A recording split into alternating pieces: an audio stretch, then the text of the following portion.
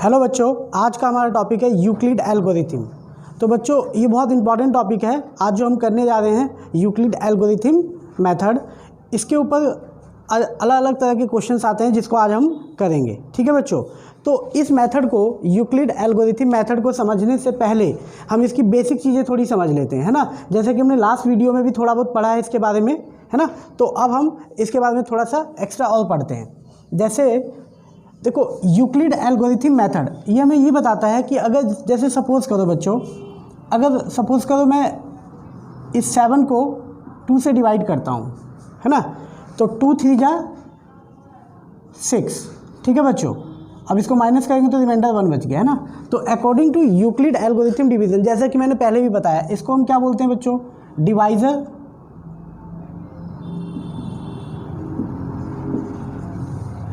इसको क्या बोलते हैं, कोसेंट। इसको बोलते हैं रिमाइंडर, और इसको बोलते हैं डिविडेंड। ठीक है बच्चों, तो according to Euclid algorithm division method से यहाँ पर जो ये डिविडेंड होता है हमारा, डिविडेंड इक्वल टू डिविडेंड, ये जो डिविडेंड होता है ये इक्वल होता है डिवाइजर इनटू कोशेंट और प्लस रिमाइंडर। ठीक है बच्चों,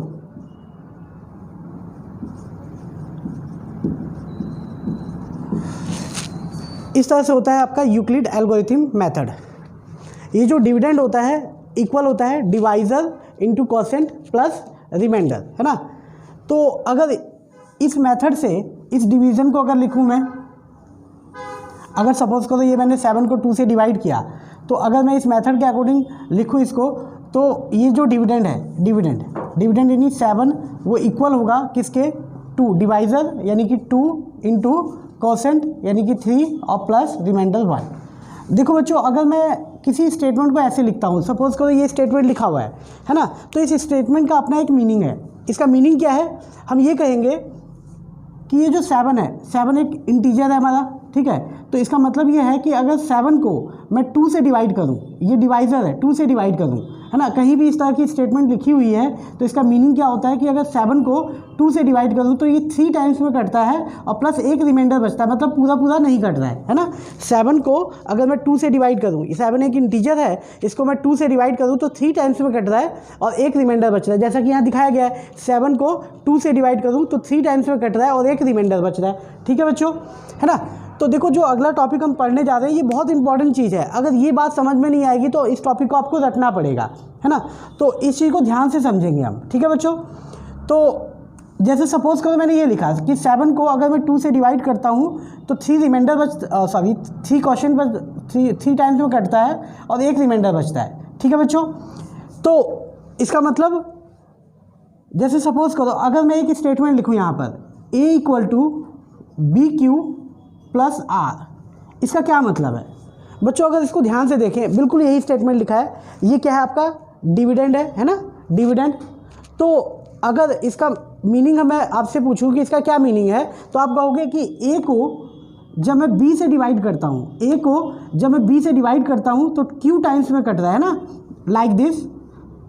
ए को जब मैं बी से यानी 2 से, जैसे इसमें 2 था, बी से डिवाइड करता हूँ तो क्यू टाइम्स में कटता है और आर रिमाइंडर बचता है। ठीक है बच्चों, क्लियर है इतनी बात। तो देखो, अब मैंने ये लिखा कि यहाँ पर ए एक पॉजिटिव इंटीजर है जिसको मैं बी से डिवाइड कर रहा हूँ तो क्यू टाइम्स में कट रहा है और आर रिमाइंडर बच रहा है।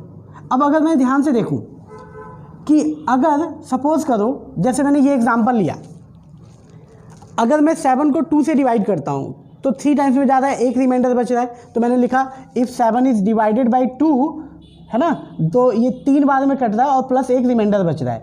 तो अब सबसे पहले समझने वाली बात है इस रिमाइंडर की बच्चों, इसको ध्यान से समझना है। ये जो रिमाइंडर होता है, देखो बच्चों, अगर यहाँ मैं 2 से डिवाइड कर रहा हूँ तो यहाँ रिमाइंडर कभी भी या तो देखो पूरा कट जाएगा, 0 बचेगा, है ना, लाइक दिस। अब मैं एग्जांपल लेता हूँ यहाँ पर, सपोज करो मैंने यहाँ 7 को 2 से डिवाइड किया तो 2 3 जा 6, रिमाइंडर 1 बच गया। सिमिलरली अगर मैं यहाँ 6 ले लूँ, इंटीजर चेंज कर दूँ, 2 से डिवाइड करूँ, है ना, तो क्या 2 3 जा 6 कैंसिल आउट हो गया। अगर मैं यानी कि 0 बचा, अगर मैं 6 की जगह 5 ले लूँ तो 2 2 जा 4, रिमाइंडर क्या बचा, 1 बचा। अगर मैं यहाँ पर कुछ और ले लो, जैसे सपोज करो 9 ले लेता हूँ, तो 2 4 जा 9, और सॉरी 2 4 जा 8, 1 रिमाइंडर बच गया।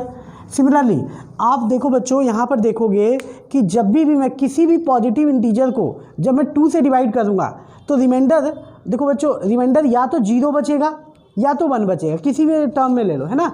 रिमाइंडर या तो 0 बचेगा या तो 1 बचेगा, इसके अलावा कुछ नहीं बच सकता। क्योंकि अगर सपोज करो यहाँ अगर रिमाइंडर 1 बचा, एक या तो 0 बचेगा, 0 बच जाएगा, या 1 बच जाएगा, है ना, 2 नहीं बच सकता। क्योंकि यहाँ अगर रिमाइंडर 2 बच गया तो ये तो फिर कट जाएगा ना। अगर यहाँ रिमाइंडर 2 बच गया, यहाँ पे सपोज करो 2 बच गया, तो ये 2 × 2 पूरा कट जाएगा फिर, है ना। यानी कि 2 नहीं बच सकता रिमाइंडर कभी भी।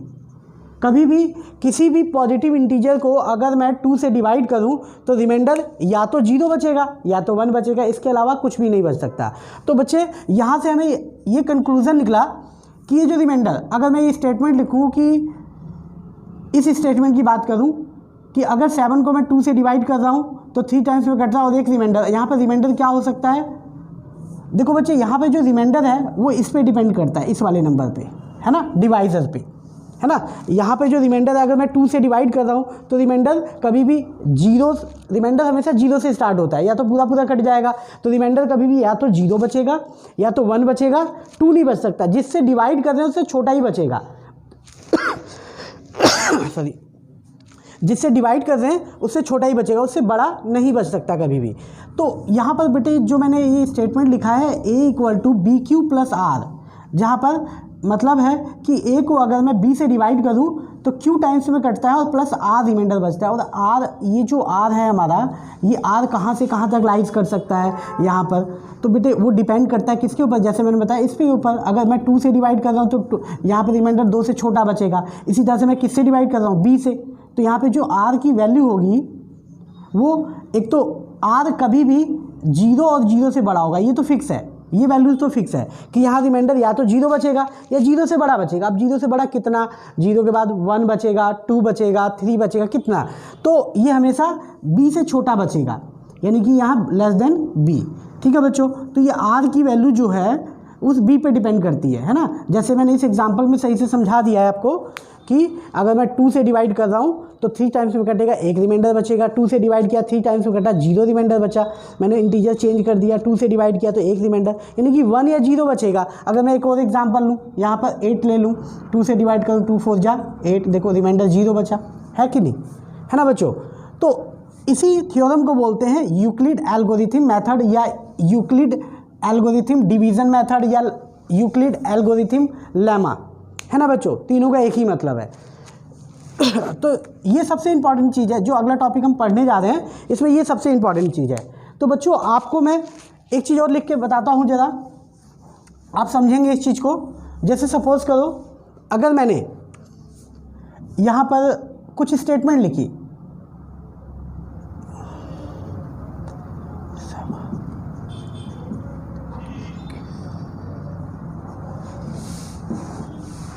ठीक है बच्चे, ये स्टेटमेंट लिखिए। अब मैं आपसे पूछूं कि इसका क्या मतलब है, तो इस स्टेटमेंट का मतलब ये है कि 25 एक पॉजिटिव इंटीजर है। अगर 25 को मैं 7 से डिवाइड कर रहा हूँ तो 3 टाइम्स में ज़्यादा है और 4 रिमाइंडर बच रहा है ना बच्चों।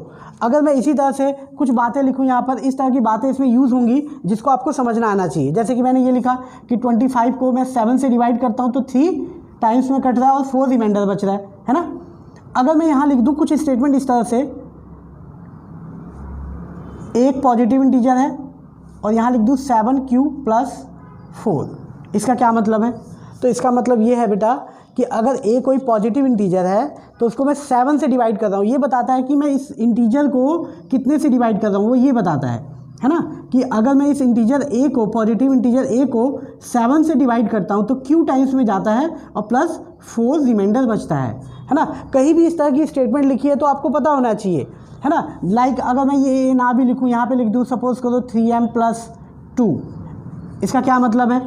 इसका मतलब है कि यहाँ पर कोई इंटीजर है ना बच्चों, जिसको मैंने 3 से डिवाइड किया तो m टाइम्स में जा रहा है और 2 रिमाइंडर बच रहा है ना। ये स्टेटमेंट आपको सही से पता होनी चाहिए। देखो बच्चों, ये हमारा पॉजिटिव इंटीजर होता है, ये बताता है डिवाइजर को कि मैं कितने से डिवाइड कर रहा हूँ तो कितने टाइम्स में जा रहा है, और प्लस रिमाइंडर क्या बच रहा है। ये बात आप सही से लर्न कर लेना एकदम, है ना। ये स्टेटमेंट लिखा, इसका क्या मतलब है कि कोई पॉजिटिव इंटीजर है यहाँ पर, अननोन, हमें पता नहीं है ना। ये पॉजिटिव इंटीजर है कोई, जिसको 3 से डिवाइड करता हूँ तो m टाइम्स में ये कैंसिल आउट होता है और प्लस 2 रिमाइंडर बचता है। लाइक दिस, एक और एग्जांपल लेते हैं, 7m + 0, या सिर्फ 7m ले लूँ मैं, तो इसका क्या मतलब है?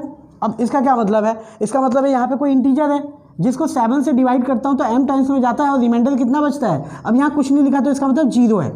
ठीक है बच्चों, तो सबसे पहले ये आपको यूक्लिड एल्गोरिथम डिवीज़न का ये जो थ्योरम है ये सही से आना चाहिए, इसका मीनिंग पता होना चाहिए, और ये भी ध्यान होना चाहिए कि यहाँ पे जो रिमाइंडर है वो किस पे डिपेंड करता है, यहाँ से, है ना। अगर मैं आपसे पूछूं कि यहाँ पे रिमाइंडर r कितना हो सकता है तो आप कहोगे, आप कैसे बताओगे ये r कितना हो सकता है? तो मैंने बताया है कि r जितने से डिवाइड करते हैं, यहाँ 3 से डिवाइड कर रहे हैं बच्चे। अगर किसी पॉजिटिव इंटीजर को अगर हम 3 से डिवाइड करें तो उसका रिमाइंडर या तो 0 बचेगा, या तो 1 बचेगा, या तो 2 बचेगा, 3 नहीं बच सकता, क्योंकि अगर 3 रिमाइंडर बच गया तो उसको 3 से आगे भी हम कैंसिल आउट कर सकते हैं, है ना। तो कभी भी यहाँ पे जो रिमाइंडर है ये इससे हमेशा छोटा होता है और 0 से बड़ा होता है ना। अगर मैं यहाँ पे आपसे पूछूं कि रिमाइंडर क्या हो सकता है तो आप कहेंगे रिमाइंडर 0 से ग्रेटर देन, मतलब r, यहाँ पे जो r है, r is greater than equal to 0 and less than 3, यानी कि 3 से छोटा। इक्वल नहीं लगाएंगे यहाँ पर, क्योंकि 3 नहीं हो सकता रिमाइंडर, है ना बच्चों। लाइक यहाँ पे आपसे पूछूं कि यहाँ पे ये r है बेटा, r ये चेंज होता रहेगा, है ना। तो r यहाँ पे क्या हो सकता है? r की वैल्यू किससे डिवाइड कर रहे हैं हम? 7 से, तो r की वैल्यू क्या होगी? 0 से बड़ी और बराबर और 7 से छोटी, है ना बच्चों। अगर मैं यहाँ पे बात करूँ इस वाले क्वेश्चन में 7 से डिवाइड कर रहे हैं तो r की वैल्यू क्या हो सकती है? 0 से बड़ी और बराबर और 7 से छोटी, मतलब r 7 से छोटा ही होगा। या तो रिमाइंडर 1 बचेगा, 2 बचेगा। देखो जब तक रिमाइंडर, सपोज करो इसकी बात करें, हम 7 से डिवाइड कर रहे हैं तो रिमाइंडर या तो 0 बचेगा, या तो 1 बचेगा, या 2 बचेगा, 3, 4, 5, 6, 7 नहीं बचेगा। क्यों? क्योंकि 7 अगर बचना होगा रिमाइंडर तो वो तो 7 से आगे डिवाइड हो जाएगा। तो कभी भी ये r जो है डिपेंड करता है डिवाइजर पे कि मैं किससे डिवाइड कर रहा हूँ। ठीक है बच्चों, ये बात आपको क्लियर हुई। इसी को बोलते हैं यूक्लिड एल्गोरिथम मेथड, है ना। ये सबसे पहले आपको क्लियर होना चाहिए इसमें, है ना। अब हम कुछ इसकी बेसिक चीज़ें हैं जो हम अगला टॉपिक पढ़ने जा रहे हैं। सबसे पहली बात तो ये है जो आपको नोट कर लेना है, आप नोटबुक में अपने नोट कर लो इसको और सही से समझ लेना कि यहाँ पर ये स्टेटमेंट का क्या मतलब है। ठीक है बच्चों, यहाँ पे आपको एक तो r का पता होना चाहिए कि r किस पे डिपेंड करता है। बच्चों ध्यान से सुन लेना, r जो है इस डिवाइजर b पे डिपेंड करता है। r की वैल्यू जो होती है 0 से बड़ी और इस b से छोटी होती है, इसी के बीच में लाइज करती है r कभी भी, है ना। तो ये तो इस टॉपिक की पहली बात है जो आपको सही से क्लियर होनी चाहिए। ठीक है, अब आते हैं हम दूसरी बात पे, है ना। जब ये दो चीज़ें, इसका बेसिक कॉन्सेप्ट है दो, अगर ये बेसिक कॉन्सेप्ट को हम समझ लें तो आगे क्वेश्चन करने में हमें दिक्कत नहीं होगी और हमें रट्टेबाजी नहीं करनी पड़ेगी, है ना। रट्टे नहीं मारना पड़ेगा। जैसे कि अब देखो सेकंड इज, इसका सेकंड टॉपिक है। जैसे सपोज करो मैं एक एग्जांपल लेता हूं, अगर मैं इवन नंबर की बात करूं आपसे, इवन नंबर, अगर मैं कहूं आपसे बेटा इवन नंबर क्या होता है, कुछ एग्जांपल दो, तो आप इवन नंबर के एग्जांपल लाइक दिस दोगे, 2, 4, 6, 8, 9, 10, 12, 14, 16 लाइक दिस, इस तरह से चलेगा, है ना। ये सारे इवन नंबर है। तो बच्चों इवन नंबर का एक स्टैंडर्ड फॉर्म होता है। अगर किसी भी इवन नंबर को रिप्रेजेंट किया जाए, है ना, तो इवन नंबर का स्टैंडर्ड फॉर्म क्या होता है? तो even number always represented in the form of 2p। Even number का जो फॉर्म होता है वो 2p का फॉर्म होता है, यानी किसी भी इवन नंबर को मैं इस तरह से रिप्रेजेंट कर सकता हूँ। यहाँ पर जो हमारा p है कोई पॉजिटिव इंटीजर है, मतलब क्या, आप ज़रा इसको समझते हैं कि ये क्या है। जैसे सपोज करो कोई भी इवन नंबर लेता हूँ मैंने 2 लिया, तो 2 का फॉर्म क्या, इसको मैं मतलब कि अगर कोई इवन नंबर है तो वो हमेशा 2 का मल्टीपल होता है, कोई भी इवन नंबर। यानी कि इस 2 को मैं 2 × 1 लिख सकता हूँ। यहाँ पे 1 का मतलब ये p है ना। यानी कि अगर कोई इवन नंबर है तो वो 2p के फॉर्म में होता है। लाइक 4 है तो इसको मैं 2 × 4 लिख सकता हूँ, है ना। अगर 6 है अगला नेक्स्ट इवन नंबर, तो इसको 2 × 3 लिख सकता हूँ। अगर 8 है तो इसको 2 × 4 लिख सकता हूँ। अगर यहाँ पर 10 है तो इसको 2 × 5 लिख सकता हूँ। अगर 12 है तो इसको 2 × 6 लिख सकता हूँ, है ना।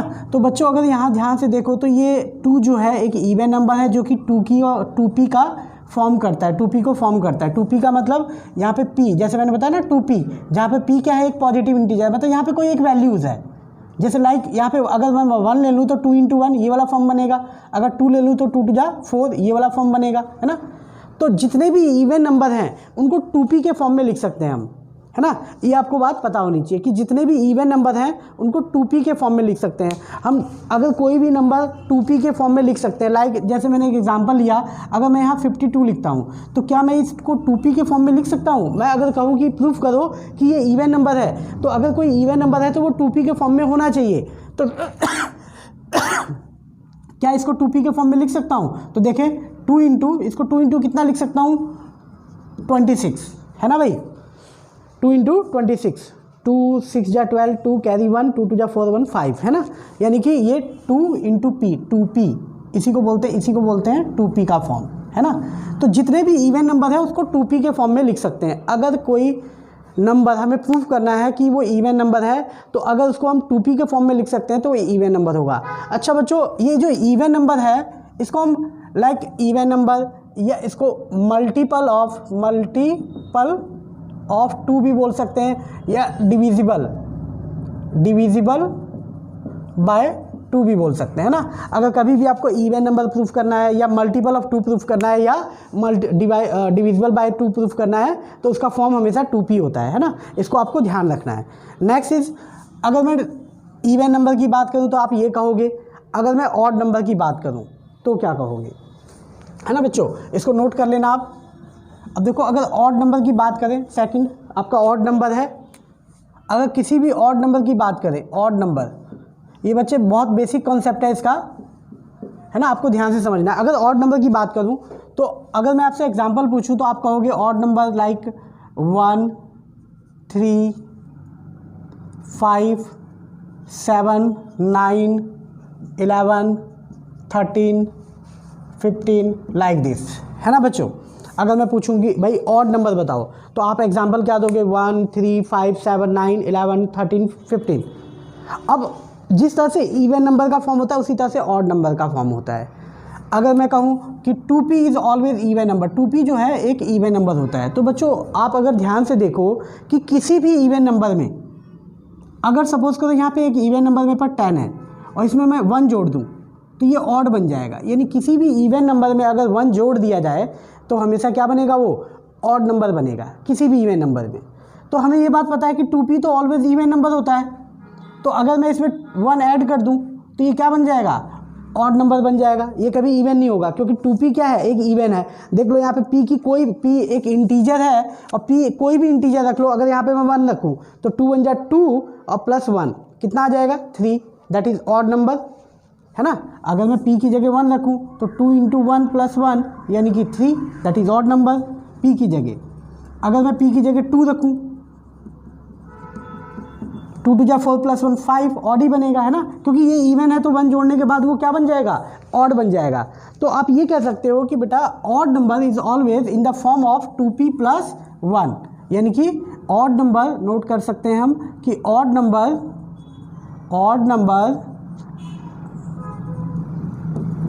is always in the form of 2p + 1, है ना। ऑड नंबर हमेशा 2p + 1 के फॉर्म में होता है, इवन नंबर हमेशा 2p के फॉर्म में होता है। बच्चे ये बेसिक कॉन्सेप्ट है, आपको याद होना चाहिए कि इवन नंबर, अब आगे से मैं कभी भी पूछूं आपसे कि इवन नंबर का फॉर्म क्या होता है तो आपको पता होना चाहिए 2p। अब इसे 2p कह लो, 2m कह लो, 2q कह लो, इससे कोई फ़र्क नहीं पड़ता है। ये p तो कोई इंटीजर है, ऐसे लाइक यहाँ पे m कोई इंटीजर है, q कोई इंटीजर है, यहाँ पे कुछ भी हो सकता है, 2p हो सकता है, 2m हो सकता है, 2q हो सकता है, कुछ भी, 2r हो सकता है ना। ये सब क्या है, इवन नंबर है। तो ऑड नंबर का फॉर्म क्या होगा, 2p + 1 हो सकता है, या आप कह लो 2q + 1 कह लो, क्योंकि ये इवन है तो 1 जोड़ते ही ऑड बन जाएगा, ये भी इवन है तो 1 जोड़ते ही ऑड बन जाएगा, 2m + 1 कह लो। इन सब का एक ही मतलब है, ये सब ऑड नंबर है। यानी बच्चों अगर मैं आपसे बात करूं कि इवन नंबर क्या होता है, तो इवन नंबर का फॉर्म क्या होता है, तो आप ये कहोगे 2p या 2m या 2q, है ना। इवन नंबर या मल्टीपल ऑफ 2 या डिविजिबल बाय 2 सभी के सब किस फॉर्म में होते हैं, 2p के फॉर्म में होते हैं, है ना। अगर ऑड नंबर की बात करें तो ऑड नंबर किस फॉर्म में होता है, वही। अब आपको ध्यान रखने वाली बात क्या है कि अगर किसी इवन में 1 ऐड कर दें तो ऑड बन जाएगा, तो ऑड नंबर ऑलवेज 2p + 1 या 2q + 1 या 2m + 1 किसी भी तरह से लिख सकते हैं, इस फॉर्म में होता है, ठीक है बच्चों। अच्छा, ये फर्स्ट था आपका और ये सेकंड था, and third is multiple of 3। अगर मैं आपसे बात करूं मल्टीपल ऑफ 3 नंबर की, है ना, तो जैसे ये मल्टीपल ऑफ 2 है, ऐसी मल्टीपल ऑफ 3 किस फॉर्म में होगा, 3p के फॉर्म में होगा। अगर मैं बात करूं मल्टीपल ऑफ 5, दैट मीन्स आप क्या कहोगे, 5p, है ना। किसी भी तरह का multiple of 3, multiple of 5, multiple of 3 है तो 3p, मल्टीपल ऑफ 5 है तो 5p। अगर कहीं भी नंबर कोई 5p के फॉर्म में है तो उसका मतलब वो 5 का मल्टीपल है या 5 का डिविजिबल है। अगर 3p के फॉर्म में है तो इसका मतलब वो 3 का मल्टीपल है या 3 का डिविजिबल है, ठीक है बच्चों। तो ये 3 बातें आपको सही से पता होनी चाहिए। मैं अगेन रिपीट कर देता हूँ। सबसे पहली बात कि कोई भी पॉजिटिव इंटीजर a, इसको मैं BQ + R के फॉर्म में लिख सकता हूँ, वेयर ये जो रिमाइंडर है वो किस पे डिपेंड करता है, इस B पे डिपेंड करता है बच्चों, है ना। तो R की वैल्यू क्या होगी, 0 से बड़ी और बराबर, और इस B से हमेशा छोटी होगी, ठीक है बच्चों। ये बात याद होनी चाहिए, सबसे पहली बात, सबसे पहली और इम्पॉर्टेंट बात जो आपको पता होनी चाहिए कि ये स्टेटमेंट a = BQ + R, इसका क्या मतलब है, तो इसका मतलब है कि a कोई पॉजिटिव इंटीजर है जिसको b से डिवाइड करता हूँ तो q टाइम्स में जाता है और r रिमाइंडर बचता है, और ये रिमाइंडर क्या होता है, ये रिमाइंडर b से हमेशा छोटा होगा और 0 से बड़ा होगा हमेशा। ये तो फिक्स है कि 0 से बड़ा होगा, r > 0 एंड < b। ये फर्स्ट चीज़ है जो आपको याद होनी चाहिए। सेकंड बात, सेकंड जो बात है मैंने इवन नंबर की बात बताई।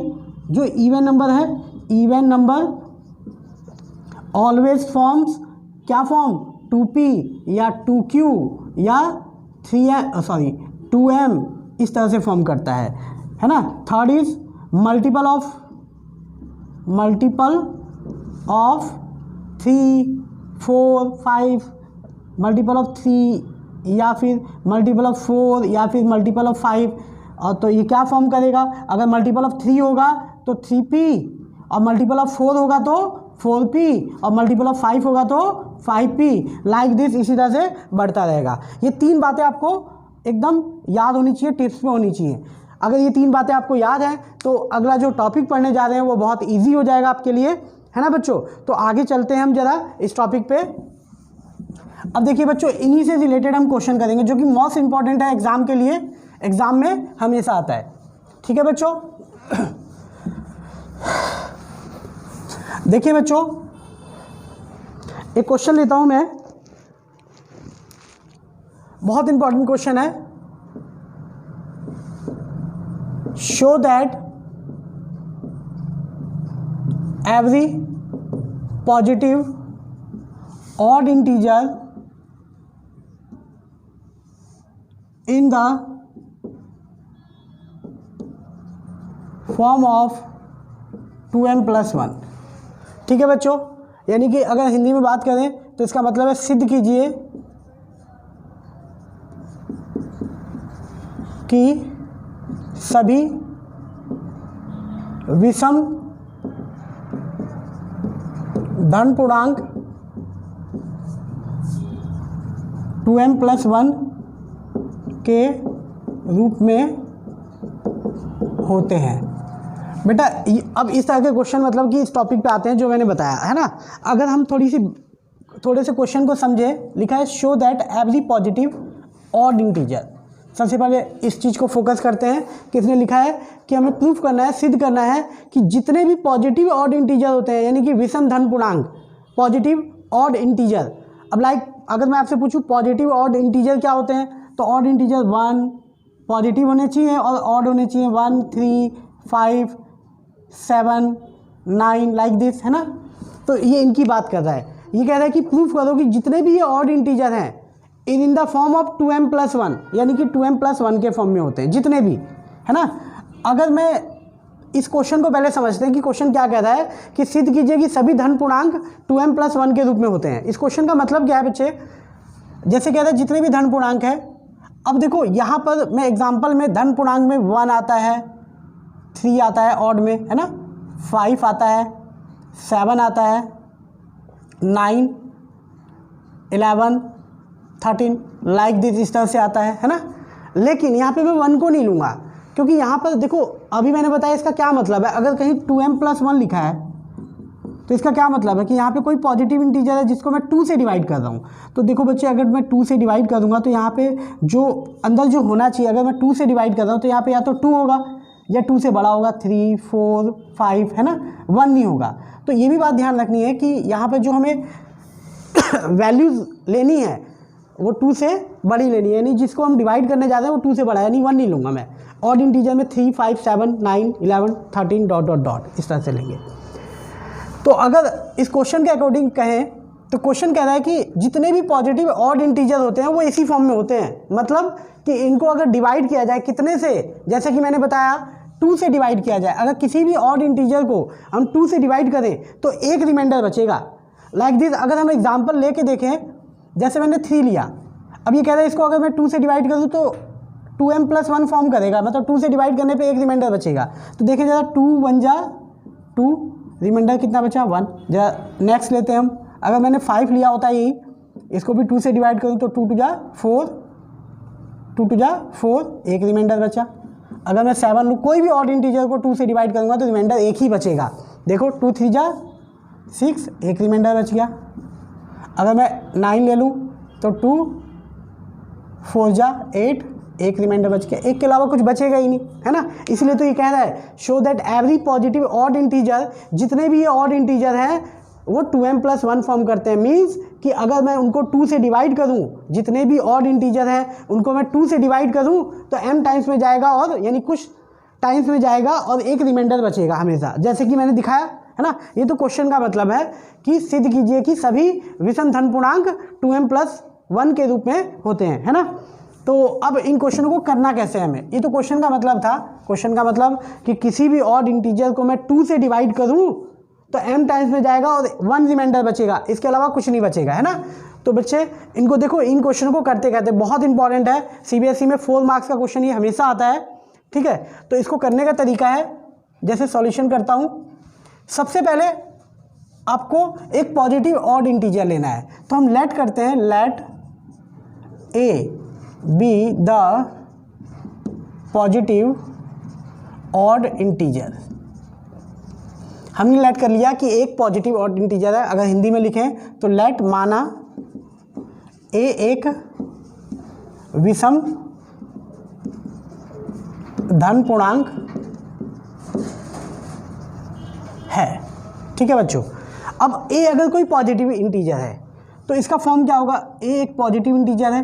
तो देखो इसको कैसे लिखेंगे बच्चे, क्वेश्चन के अकॉर्डिंग लिखना होता है। ए हमारा कोई पॉजिटिव इंटीजर है। अब क्वेश्चन क्या कह रहा है कि किसी भी ऑड इंटीजर को जब मैं 2 से डिवाइड करूंगा तो m टाइम्स में जाएगा और 1 रिमाइंडर बचेगा, है ना। तो उसी तरह से यहाँ पे लिखेंगे कि ए को अगर मैं 2 से डिवाइड कर रहा हूँ तो m टाइम्स में जा रहा है और रिमाइंडर क्या बचेगा, उसने तो 1 लिखा है लेकिन हम यहाँ पर हमेशा r लिखेंगे, ठीक है। यानी कि जो हमारा इंटीजर a है, इसको जैसा क्वेश्चन कहता है ना उसी के अकॉर्डिंग लिखना है। यहाँ 2m+1 दिया है तो इसका मतलब क्या हुआ, मीनिंग मैं बता चुका हूँ आपको कि किसी भी ऑड इंटीजर को जब मैं 2 से डिवाइड करूँगा तो 1 रिमाइंडर बचेगा। तो इसी तरह से a एक पॉजिटिव इंटीजर लिया, एक मैंने एक इंटीजर लिया a, है ना। तो इसका फॉर्म क्या होगा 2m+, अब वहाँ 1 लिखा हुआ है लेकिन हम 1 नहीं लिखेंगे, r लिखेंगे और r को यहाँ डिफाइन करेंगे। अब r यहाँ क्या हो सकता है, तो बच्चों जैसा कि मैं पहले ही बता चुका हूँ आपको कि r की वैल्यू कैसे डिफाइंड होती है। अगर मैं देखो इस इंटीजर को 2 से डिवाइड कर रहा हूँ तो यहाँ पे r क्या होगा, आर 0 से बड़ा और बराबर हो सकता है और 2 से छोटा होगा, 2 नहीं बचेगा कभी भी, है ना। तो अब यहाँ पे आर की लिमिटेशन देते हैं कि there are must be, R हो सकता है, क्या हो सकता है, 0 से बड़ा और बराबर और 2 से छोटा। क्लियर है बच्चों। अब आर की वैल्यू यहाँ पर या तो 0 से बड़ी होगी या 2 से छोटी होगी, है ना। दैट मीन्स अब यहाँ पर हम इसको आर की वैल्यू लेते हैं, है ना। तो सबसे पहले फर्स्ट ऑफ ऑल आर की वैल्यू क्या होगी, या तो 0 होगी। तो जब आर की वैल्यू 0 होगी, अब इसमें पुट करते हैं हम, ज़रा इस इक्वेशन में पुट करते हैं कि आर की वैल्यू अगर 0 होगी तो उस समय ए इक्वल टू क्या होगा, ए इक्वल टू 2m प्लस 0, यानी ए इक्वल टू 2m, है ना। और ये क्या है, ये तो इवन नंबर है, लेकिन हमें तो अब अगर r की वैल्यू 0 लेते हैं तो उस समय तो ये इवन बन जाएगा। तो ये आपके लिए केस में नहीं है, ये आपका केस नहीं है, क्योंकि आपको ऑड इंटीजर लेना है ना। तो देन r इक्वल टू 1 हो सकता है। तो r की वैल्यू क्या लेंगे, 1, तो 2m प्लस 1, है ना। ये तो ऑड इंटीजर है ना, ये तो हमें चाहिए। r की वैल्यू 1 हो सकती है, r की वैल्यू 3 हो सकती है क्या, आर की वैल्यू 3 तो हो नहीं सकती। तो ये दो वैल्यू हो सकती है, आर या तो 0 होगा या तो 1 होगा। तो जब मैं 0 रखता हूँ तो ये 2m का फॉर्म कर रहा है। तो हमें पता है, मैं बता भी चुका हूँ कि even number is always in the form of 2m। तो ये तो इवन नंबर है, हमें तो ऑड नंबर चाहिए, तो ऑड नंबर होगा ये 2m प्लस 1, ये इवन है, 1 जोड़ते ही ऑड बन जाएगा। तो अगर ये ऑड नंबर है ना, तो ये बात हमारी प्रूफ हो गई कि किसी भी ऑड नंबर को डिवाइड करेंगे तो 2m प्लस 1 कोई फॉर्म बन ही नहीं रहा। आर की वैल्यू, अगर हमारा क्वेश्चन इस फॉर्म में है तो आर की वैल्यू 0 से 2 के बीच में लाइज करेगी। तो 0 पे तो इवन बन रहा है, 1 पे ऑड बन रहा है ना। 2 ले नहीं सकते, 2 आर की वैल्यू 2 से बड़ी तो हो ही नहीं सकती। या तो आर यहाँ पर 0 होगा या तो 1 होगा। जब 0 होगा तो इवन होगा, जब 1 होगा तो वो ऑड होगा। तो बस इस बात से हमें पता चलता है, ये तो नॉट इक्वल टू कर दो, ए नॉट इक्वल टू दिस, क्योंकि ये इवन है, बिकॉज ये क्या है, इवन नंबर है, बिकॉज ये इवन नंबर है। तो ये वैल्यू हमारी पॉसिबल है ना। देयरफॉर अब ये पूरी स्टेटमेंट लिख देंगे, every positive integer in the form of 2m plus 1, है ना बच्चों। एग्जाम में यहाँ पर 2m प्लस 1 की जगह 2p प्लस 1, 2q प्लस 1 कुछ भी दे सकता है। वहाँ अगर 2p प्लस 1 दिया होगा तो यहाँ पे लेते समय 2p प्लस r लेंगे। ये स्टेटमेंट ध्यान रखना है, ठीक है। यहाँ पे वहीं से लेना है, 2m है तो 2m प्लस, बस r को हम अपने आप डिसाइड करेंगे, ठीक है। समझ में आया बच्चों, है ना। एक क्वेश्चन और लेते हैं, जरा देखते हैं, बहुत इंटरेस्टिंग टॉपिक है अगर आप ध्यान से पढ़ो तो इसको। एक क्वेश्चन और लेते हैं।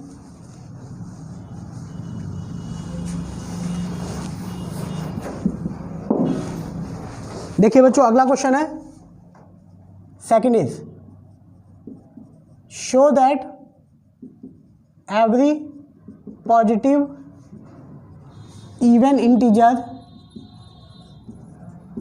इन द फॉर्म ऑफ 2q, ठीक है। यानी कि सिद्ध कीजिए कि सभी सम धन पूर्णांक 2q के रूप में होते हैं, ठीक है बच्चों। देखो बिल्कुल क्वेश्चन सेम वही है, बस यहाँ पर show that every positive even integer है, यानी कि सम धन पूर्णांक है। पिछले क्वेश्चन में यहाँ पे ऑड था, यहाँ पे इवन है। और जैसा कि हम पहले भी पढ़ चुके हैं कि इवन इंटीजर हमेशा 2m या 2q के फॉर्म में होता है, ये बात मैं बता चुका हूँ, लेकिन उसी बात को प्रूफ करके दिखाना है, ठीक है बच्चों। तो अब सॉल्यूशन देखो, let A be the positive even integer, हमने लेट कर लिया कि ए एक पॉजिटिव इवन इंटीजर है ना। इवन चाहिए तो इवन लेट कर लिया, यानी कि लेट माना ए एक सम धन पूर्णांक है। हमने मान लिया एक पॉजिटिव इंटीजर है। अब कोई पॉजिटिव इंटीजर है, ये क्या कह रहा है, उसका फॉर्म 2q होता है। तो देखिए अगर कोई भी पॉजिटिव इंटीजर है, इसका मतलब 2q का मतलब ये कह रहा है कि किसी भी इवन नंबर को 2 से डिवाइड करें तो क्यू टाइम्स में जाता है और रिमाइंडर कुछ नहीं है तो 0 बचता है। ये बात हमें प्रूफ करनी है ना। क्वेश्चन कह रहा है कि इवन इंटीजर को जब 2 से डिवाइड करें, तो यहाँ पे ए जो इवन इंटीजर है इसको 2 से डिवाइड करना है, दैट मीन्स 2q प्लस, अब रिमाइंडर वहाँ 0 है लेकिन हमें क्या लेना है r। अब ये r किस पे डिपेंड करता है, r की वैल्यू क्या हो सकती है, तो मैंने बताया यहाँ r मस्ट बी r 0 से बड़ा और बराबर और 2 से छोटा यानी लेस। ठीक है बच्चों, r ये हो सकता है। तो r की 2 वैल्यू पॉसिबल है, यानी r 0 हो सकता है और 1 हो सकता है, 2 तो हो नहीं सकता है ना बच्चों, है कि नहीं। अब देखो r की वैल्यू यहाँ पे पुट करो, देखो आप खुद ही समझ जाओगे r की वैल्यू जो है जब 0 रखूँगा तो यहाँ पे 2q प्लस 0 यानी 2q इवन बनेगा जो हमें चाहिए, लेकिन जब मैं 1 रखूँगा तो ये तो ऑड बन जाएगा ना, 2q प्लस 1 ऑड नंबर होता है। जैसे कि मैंने बताया कि 2q इवन नंबर में 1 ऐड कर दे तो वो ऑड बन जाता है ना। तो अब इन वैल्यूज़ को पुट करेंगे हम, a equal to when r equal to 0, when r equal to 0, जब r की वैल्यू 0 लेंगे तो इस वाले फंक्शन में पुट करेंगे जो हमने लिखा है। तो a equal to 2q plus r, तो जब r की वैल्यू 0 होगी तो 2q प्लस 0 यानी a equal to 2q, that is even number, यहाँ लिख देंगे इवन नंबर, है ना। तो ये तो पॉसिबल है। Second is when r equal to 1, r 0 हो सकता है, 1 हो सकता है ना, 2 तो नहीं हो सकता। तो अब a equal to 2q plus r था हमारा, तो a equal to 2q plus वहाँ 1 रख दिया। अब ये क्या है, ये तो ऑड नंबर है ना, ऑड नंबर है, तो इसका मतलब ये पॉसिबल नहीं है। यानी कि अगर किसी इवन इंटीजर को जब मैं 2 से डिवाइड करूँ तो यहाँ रिमाइंडर या तो 0 होगा, बस 0 ही हो सकता है, 1 नहीं हो सकता, क्योंकि ये देखो ना यहाँ पे मैंने पहले डिसाइड कर लिया कि a जो है इवन है, तो a यहाँ पे तो ऑड बन रहा है ना, तो ये तो पॉसिबल ही नहीं है। यानी कि इवन के केस में सिर्फ यही पॉसिबल है, a इक्वल टू 2q, है ना। तो ये आपका प्रूफ हो गया बच्चों। ठीक है बच्चों, अब एक क्वेश्चन और लेते हैं थोड़ा सा अच्छा और।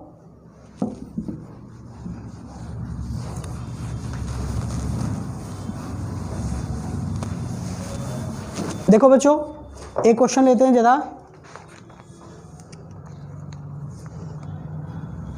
Show that, third question, show that any positive odd integer in the form of 4q plus 1 और 4q प्लस 3। देखो बच्चों, एग्जाम में इस तरह का कोई भी क्वेश्चन चेंज कर सकते हैं। यहाँ पे ऑड इंटीजर ही रहेगा, जैसे लिखा है show that any positive odd integer, कोई भी पॉजिटिव ऑड इंटीजर इस फॉर्म में होगा। इसका क्या मतलब है कि किसी भी ऑड नंबर को अगर मैं 4 से डिवाइड करूँ तो रिमाइंडर या तो 1 बचेगा या तो 3 बचेगा, है ना। ये बात तो मैंने समझना बता दिया ना कि किसी भी ऑड इंटीजर को, कोई इंटीजर है जिसको मैं 4 से डिवाइड कर रहा हूँ तो q टाइम्स में ज़्यादा और 1 रिमाइंडर बच रहा है, या q टाइम्स में ज़्यादा और 3 रिमाइंडर बच रहा है ना। अभी एग्जाम में यहाँ पर 4q की जगह 5q दे सकता है, तो वो 5q प्लस 1 या जो भी फॉर्म बनेगा वो हो सकता है। मतलब एग्जाम में ये चीज़ वो चेंज कर सकता है। ठीक है, लाइक दिस अभी मैं कराऊँगा। देखो पहले इसको कर लेते हैं। Let a be the positive odd integer, हमने मान लिया कि एक पॉजिटिव ऑड इंटीजर है। ठीक है बच्चों, यानी कि माना a एक विषम धन पूर्णांक है। अब a अगर विषम धन पूर्णांक है तो a क्या होगा। अब ये सबसे मेन बात है कि इसको कैसे लिखा जाए। तो मैंने बताया हमेशा ये ध्यान रखना है। ये क्या कह रहा है कि जब किसी ऑड नंबर को मैं 4 से डिवाइड करूँगा तो यहाँ पर क्या लिखेंगे हम, 4q प्लस रिमाइंडर बस चेंज होता है r, है ना। तो a हमारा 4q प्लस r के फॉर्म में होगा। अब यहाँ r क्या हो सकता है, तो मैंने बताया ये r किस पे डिपेंड करता है बच्चों, ये r जो है इस 4 पे डिपेंड करता है कि रिमाइंडर अगर मैं 4 से डिवाइड करूँगा किसी चीज़ को, किसी इंटीजर को, कोई इंटीजर है यहाँ पर, इसको 4 से डिवाइड करूँ तो यहाँ पर जो रिमाइंडर बचेगा 4 कभी नहीं बचेगा, क्योंकि 4 बचेगा तो कट जाएगा, 4 से छोटा ही बचेगा। यानी ये r क्या होगा, या तो 0 से बड़ा और बराबर या 4 से छोटा, 4 नहीं हो सकता। दैट मीन्स r की वैल्यू क्या होगी, या तो 0 होगी, या तो 1 होगी, या तो 2 होगी, या तो 3 होगी। r इतनी पॉसिबल वैल्यूज़ ले सकता है ना। अब आपको पता होना चाहिए बेटा, जैसे मैंने बताया 2q जो है इवन को शो करता है, इवन नंबर को। ऐसे ही 4q भी इवन नंबर को, वैसे तो ये मल्टीपल ऑफ 4 है लेकिन ये भी एक इवन नंबर है। अगर 4 का मल्टीपल है तो इवन ही होगा, जैसे 4 × 2 8, 4 × 3 12, है ना, इवन नंबर ही बनेगा। तो 4q एक इवन नंबर है। तो अब देखो बच्चे अगर r की वैल्यू यहाँ 0 लेता हूँ, हमें ऑड नंबर चाहिए, तो r की वैल्यू अगर 0 लेता हूँ तो 4q + 0 4q, तो 4q इवन बन जाएगा, ये तो ठीक है। फिर 1 लूँगा तो 4q + 1, अब आपको पता है कि 4q + 1 ये इवन है, तो इसमें 1 जोड़ेंगे तो ये ऑड बन जाएगा, तो यहाँ पर ऑड बनेगा, यहाँ भी ऑड बनेगा, है ना। इन दो केस में ऑड बनेगा, इसमें इवन बनेगा जो कि पॉसिबल नहीं है, हमें ऑड चाहिए। तो 1 और 3, देखो 1 और 3 वही बचा हुआ है ना। तो अब बारी बारी मैं वैल्यू लूँगा, व्हेन r = 0, अगर r में 0 लेता हूँ तो a = 4q + 0, that means a = 4q, है ना बच्चों।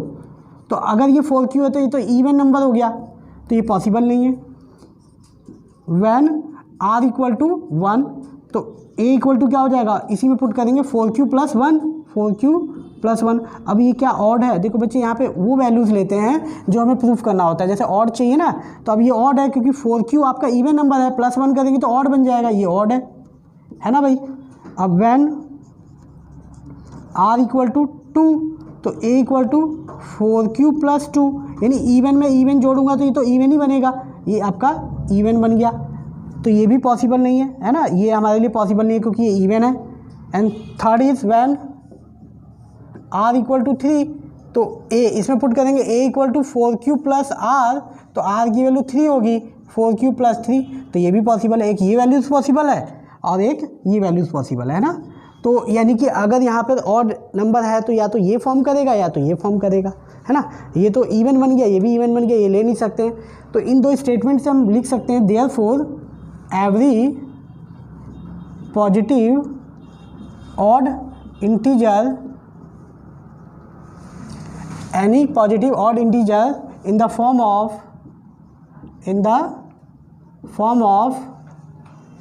4q + 1 और 4q + 3। हिंदी वाले बच्चे लिखेंगे यही सेम, अच्छा हिंदी में नहीं लिखा मैंने, सिद्ध कीजिए कि सभी विषम पूर्णांक 4q + 1 और 4q + 3 के रूप में होते हैं। तो यहाँ लिखेंगे देयरफॉर, यानी इसलिए सभी विषम धन पूर्णांक 4q + 1 और 4q + 3 के रूप में होते हैं, ठीक है बच्चों, है ना। अब इस तरह के क्वेश्चन का ये तो पहला केस था, है ना बच्चों। अच्छा बच्चों, अब हम सेकंड टाइप का क्वेश्चन देखेंगे इसी के ऊपर, जो कि बहुत इंपॉर्टेंट है, और ये जितने भी हम केसेस कर रहे हैं आज, इनमें से एग्जाम में जरूर आता है एक क्वेश्चन 4 मार्क्स का, ठीक है बच्चों। तो ये सेकंड तरह का क्वेश्चन है, एक क्वेश्चन लिखता हूँ मैं, केस सेकंड है ये। एक क्वेश्चन लेते हैं, show that square of any positive integer is in the form of 3m और 3m + 1, 3m और 3m + 1, ठीक है बच्चों। जैसे एक क्वेश्चन है हमारे पास, show that square of any positive integer is in the form of 3m और 3m + 1। इसको हिंदी में कहेंगे सिद्ध कीजिए कि सभी धन पूर्णांक का वर्ग सदैव 3m और 3m + 1 होता है, ठीक है बच्चों। अब देखो कभी भी यहाँ पर, अब देखो नई बात क्या है, यहाँ पर बोला है कि किसी भी पॉजिटिव इंटीजर का जो स्क्वायर है, स्क्वायर यानी कि किसी भी धन पूर्णांक का जो वर्ग है वो इस फॉर्म में होता है, या तो 3m और 3m + 1, ठीक है बच्चों। तो देखो इसको प्रूव करने के लिए जब भी यहाँ पर, अब इसमें 2-3 तरह के क्वेश्चन आते हैं, कई बार स्क्वायर दे देता है, क्यूब दे देता है, 4 तो देता नहीं है, लेकिन स्क्वायर और क्यूब 2 ही तरह के क्वेश्चन है। तो इन तरह के क्वेश्चन को करने का थोड़ा सा तरीका अलग है। जैसे let A be the positive integer, हमने लेट कर लिया, माना ए एक धन पूर्णांक है। ठीक है बच्चों, अब एक धन पूर्णांक है तो ए की वैल्यू क्या हो सकती है ना, ये बात मैंने बताया। ए कैसे डिसाइड होता है, 3m 3m + 1, यानी 3 से डिवाइड करने पे या तो 0 रिमाइंडर बचेगा या 3 से डिवाइड करने पर 1 रिमाइंडर बचेगा। तो यहाँ पे ए की वैल्यू कैसे बनाते हैं हम, जितने से डिवाइड करते हैं 3 से तो 3, और यहाँ पे m दिया है ना, मैं m नहीं लूँगा, थोड़ा सा पैटर्न चेंज होगा। स्क्वायर और क्यूब वाले क्वेश्चनों में m जो वहाँ गिवन होगा कभी वहाँ मत लेना। क्यों नहीं लेना, थोड़ी देर बाद में समझ में आएगा। तो a की वैल्यू क्या होगी, 3, कुछ भी ले लो यहाँ पर 3p + r, a इस फॉर्म में होगा 3p + r। अब r यहाँ क्या हो सकता है, r की वैल्यू 0 से बड़ी और बराबर और 3 से छोटी, है ना, 3 से छोटी। यहाँ पे ऑड नहीं बोला, ना ही इवन बोला है, तो 1 भी हो सकता है, 2 भी हो सकता है, 0 भी हो सकता है। मतलब r जो है हमारा 0 हो सकता है, 1 हो सकता है, 2 हो सकता है और 3 हो सकता है। इतनी वैल्यूज़ r की हो सकती है ना। तो बच्चों अब केस 1, धीरे धीरे इन वैल्यूज़ को पुट करेंगे। केस 1, जब r हमारा क्या है 0 है तो उस समय अब इसमें पुट करेंगे तो a की वैल्यू क्या बनेगी, a = 3p + 0, यानी a की वैल्यू 3p बनेगी, है ना। अब इसने, ये तो a इंटीजर है, इसने बोला square of any positive integer. अब ये हमारा पॉजिटिव इंटीजर ये था, इसका स्क्वायर इस फॉर्म में होगा। इसने बोला है कि जो पॉजिटिव इंटीजर है उसका स्क्वायर जो होगा 3m और 3m + 1 के फॉर्म में होगा। तो ये पहला हमने पॉजिटिव इंटीजर लिया, a = 3p, रिमाइंडर 0 है, तो अब इसका स्क्वायर करेंगे दोनों तरफ, क्योंकि इसने स्क्वायर बोला है। ठीक है बच्चों, तो a² = अगर इसका स्क्वायर करूँ तो 3 का स्क्वायर 9 और यहाँ p², तो a² = अब देखो इसको तोड़ेंगे 3 के फॉर्म में, तो यहाँ पे अगर मैं 3 के फॉर्म में तोड़ूँ तो इसको लिख सकता हूँ 3 × 3p², है ना बच्चों। तो a² = 3। अब ये एक देखो 3 × ये क्या है, ये कोई इंटीजर है, जैसे p की कुछ भी वैल्यू रखोगे तो यहाँ पे कोई वैल्यूज देगा, है ना, दैट इज़ m। हमने इसको m एज्यूम कर लिया। तो देखो हमारा a अगर कोई पॉजिटिव इंटीजर था तो उसका स्क्वायर 3m के फॉर्म में आया, मतलब कि 3m का मतलब ये होता है कि मल्टीपल ऑफ 3 होना चाहिए, है ना, उसके मल्टीप्लाई में 3 होना चाहिए, यानी 3 × मल्टीप्लाई में कुछ भी वैल्यूज़ हो। अब ये कोई वैल्यूज़ तो है, p की वैल्यू यहाँ 1 रखोगे तो ये 3 आएगा, है ना, 2 रखोगे तो 2 × 2 = 4, 4 × 3 = 12 आएगा। कोई वैल्यूज़ है, ये इस वैल्यूज़ को मैंने m से डिफाइन कर दिया, ये m हो गया, तो ये 3m का फॉर्म कर रहा है। केस 1, r की वैल्यू 0 हो सकती है, अब r की वैल्यू 1 भी तो हो सकती है, तो r = जब 1 होगा। केस 2, जब r की वैल्यू 1 होगी तो उस समय a क्या होगा, अगर यहाँ पुट करें a = 3p + 1 होगा। अब इसका भी स्क्वायर करते हैं ज़रा, इधर भी स्क्वायर और इधर भी स्क्वायर, 3p + 1 का स्क्वायर, तो a² = अब इसको एक्सपेंड करेंगे a + b का होल स्क्वायर, तो a², इसका स्क्वायर करेंगे तो 3 × 3 = 9p² + b² यानी 1 का स्क्वायर 1 + 2ab यानी कि 3 × 2 = 6p। ठीक है बच्चों, तो a² = अब देखो हमें 3 का मल्टीपल बनाना है, तो इसमें क्या करना है, हमें 3 वाले को, जिसमें से 3 हम कॉमन ले सकते हैं, ये और ये एक साथ लिख लो और 1 को अलग। अब इन दोनों में से 3 कॉमन ले लो, a² = 3 कॉमन ले लेंगे तो 3 × 3 = 9, 3p² और प्लस 3 × 2 = 6, 2p + 1, है ना। तो देन a² = 3 और इस पूरी वैल्यूज़ को मैं m डिफाइन कर देता हूँ, m + 1। ठीक है बच्चों, तो देखो स्क्वायर ऑफ पॉजिटिव इंटीजर या तो 3m बना या 3m + 1 बना, आगे और 2 भी तो हो सकता है ना। r की वैल्यू 3 नहीं होगी, 3 से छोटी, 2 भी हो सकती है। तो केस 3, व्हेन r = 2, है ना, 3 तो नहीं हो सकता ना बच्चे, मैंने गलती से लिख दिया था, क्योंकि r की वैल्यू अगर मैं 3 से डिवाइड कर रहा हूँ तो 3 नहीं हो सकती, 3 से छोटी होगी, तो r 2 हो सकता है। तो a = 3p + 2, तो स्क्वायरिंग बोथ साइड करेंगे तो इधर a² और इधर 3p + 2 का स्क्वायर, तो इधर a², इधर फॉर्मूला खोल दो, a² 3 × 9 p² + b² यानी 4 और प्लस 2ab, 2 × 3 = 6, 6 × 2 = 12, 12p, है ना बच्चों। अब हमें 3 कॉमन निकालना है, ध्यान रखना हमेशा, तो ये 9p², जिसमें से 3 कॉमन आ रहा है पहले लिख लो। अब देखो ये 4 जो है, अब यहाँ समझने वाली बात है, इसमें से देखो 3 कॉमन आ रहा है, 3 से कट जाएगा, ये भी 3 से कट जाएगा, ये नहीं कटेगा। तो अगर ये टूट सकता है जैसे 3 + 1 के फॉर्म में, अब यहाँ ब्रैकेट लगा दिया क्योंकि यहाँ से 3 कॉमन ले सकते हैं, 4 को मैंने तोड़ दिया 3 + 1, तो यहाँ से 3 कॉमन ले लें अगर हम, अब 3 कॉमन ले लिया तो यहाँ पे कोई इंटीजर बच जाएगा, 3 × 3 = 9p² + 3 × 4 = 12 और 3 बन जाए 3 + 1, तो ए स्क्वायर इक्वल टू 3। अब इस पूरी वैल्यूज़ को वही m डिफाइन कर देना है, यहाँ पर m है ना m, इसीलिए मैंने शुरू में p लिया था। इस तरह से स्क्वायर या क्यूब वाले क्वेश्चनों में यहाँ पर m हो तो p लेना है, अदर कांस्टेंट वैल्यू लेनी है, ठीक है। तो ये 3 और इसको m एज्यूम कर लेना है पूरे को, m का मतलब कोई इंटीजर है ये, और +1, यानी कि हम कह सकते हैं, देखो हमने जितनी भी r की वैल्यू यहाँ पे पॉसिबल थी उन सभी वैल्यूज़ पे देखा, तो जब उस इंटीजर का स्क्वायर किया तो या तो वो 3m बना या 3m+1 बना। देयरफॉर अब ये स्टेटमेंट लिख देंगे हम कि यहाँ से लिखेंगे the square of any positive integer, the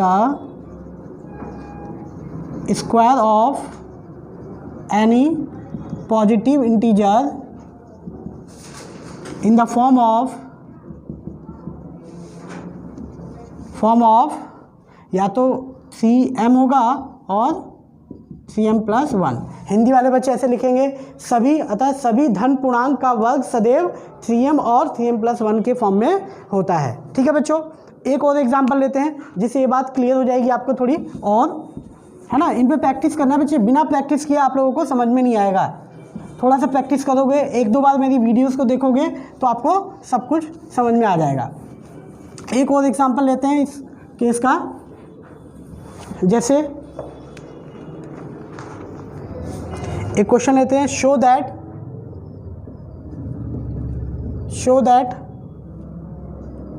the cube of any positive integer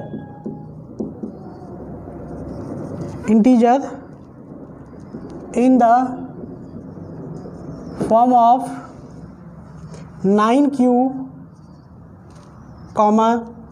9q+1 और 9q+8 सिद्ध कीजिए